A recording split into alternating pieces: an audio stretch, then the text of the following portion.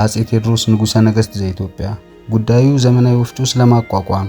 እኔ መሸሻ ዘቢደር የተባልኩ የአበሻ ሊቅ ከአውሮፓ ለመቅደም በምናደርገው ጥረት ተሳታፊ ለመሆን ዘመናዊ ወፍጮ ለመስራት ዝግጅት ላይ ይገኛለሁ።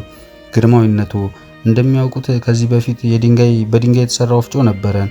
ይሁን እንጂ ብዙ ጥቅም አላገኘንበትም። የሚስቶቻችንን ክንድ ከማዛልና የሸረከተ እህል ከማቅረብ አልፎ የፈየደልን ነገር የለም። ስለዚህ ይህንን ችግር ከግምት በማስገባት ዘመናዊ ወፍጮ ለማቋቋም ተነሳው። እንደምታውቁት ወፍጮ ለአንድ ሀገር ከሚያስፈልጓት የስልጣኔ ቀንዲሎች ዋናው ነው ቢባል ማጋነን አይሆንም። ኩሩ ሕዝብ በሸረከተ ዱቄት የተቦካ እንጀራ አይበላም። ኩሩ ሕዝብ በሴቶች ጣት ሐር ያስፈትላል እንጂ መቼ ያስገፋል። ወፍጮ እስትንፋስ ነው። ወፍጮ እምነት ነው። ወፍጮ የአንድ ሀገር መሃል አገዳ የልብ ትርታ ነው። ወፍጮ ምን ልበሎት ጃንሆይ፣ በቃ ወፍጮ ነው። ግርማዊነቱ እርሱ አሁን በመድፍ ስራ እንደተጠመዱ አውቃለሁ። ይህም መልካም እንደሆነ አላጣሁትም። ይሁን እንጂ ወፍጮ ቢኖር ሰራተኞች ጥሩ ህብስት እየበሉ የመድፍ ስራውን ያቀላጥፉት ነበር።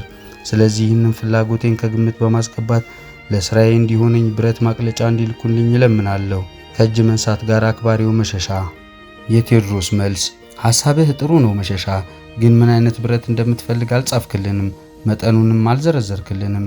ይህንን አፍታተህ ብትጽፍልን የፈለግከውን እንፈጽምልሃለን። ቴዎድሮስ ንጉሠ ነገሥት ዘኢትዮጵያ። መሸሻ ከ2 ወር በኋላ እንዲህ ብሎ ጻፈ። ጃንሆይ፣ የምፈልገው ብረት መድፍ የሚሰሩበትን አይነት ነው። 4 ጉምጃ ቢልኩልኝ ይበቃኛል። አክባሪው መሸሻ። ቴዎድሮስ ለመሸሻ ከ4 ወር በኋላ የሚከተለውን ጻፉለት። 4 ጉምሻ እንደሚበቃህ ጽፈህልኛል። በምን ይምጣልህ? በአህያ ተጭኖ ይምጣልህ ወይንስ በሰው ትከሻ? አፍታተህ ጻፍልኝ። መሸሻ ለቴዎድሮስ ከ3 ወር በኋላ የሚከተለውን ጻፉ። በአህያ ይለኩልኝ ጃንሆይ። አክባሪው መሸሻ።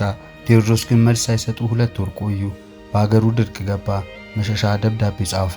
ይላኩልኝ እንጂ ጃንሆይ። አክባሪው መሸሻ። ምንድነው የምልክልህ መሸሻ? ቴዎድሮስ ጽፈው ላኩለት። ከ4 ወር በኋላ ደረሰው። የወፍጮ መስሪያ ብረት ብሎ ጻፈ።